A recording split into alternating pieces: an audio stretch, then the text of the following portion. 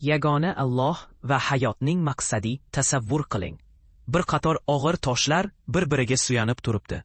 Agar har bir tosh orqasidagi toshga suyanib tursa va orqadagisi ham boshqasiga suyanib tursa, barcha toshlar qulab tushadi.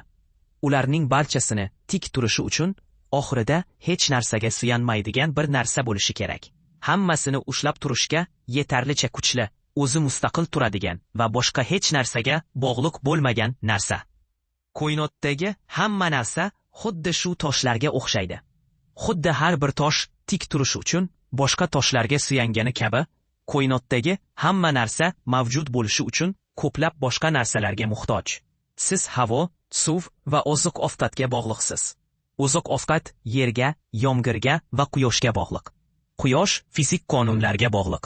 Qayerga qaramang, bir narsa bir nechta boshqa narsalarga bog'liq ekanini ko'rasiz. Fan bu aloqalarni juda yaxshi tasvirlaydi. U bir narsa boshqasiga qanday bog'liqligini aytib beradi. Ammo u nima uchun butun toshlar qatori birinchi navbatda tik turganini tushuntirmaydi. U savolga javob bermaydi. Hammasini ushlab turish uchun nima yetarlicha kuchli? Buni tushunish uchun biz bog'liq narsalar zanjiridan tashqariga qarashimiz kerak. Hamma narsani ushlab turadigan, lekin o'zi suyanmaydigan va boshqa hech narsaga muhtoj bo'lmagan bir zot bo'lishi kerak. Barcha narsalarni ushlab turadigan, lekin o'zi hech narsa tomonidan ushlab turilmaydigan bu zotni biz Qodir Alloh deb ataymiz.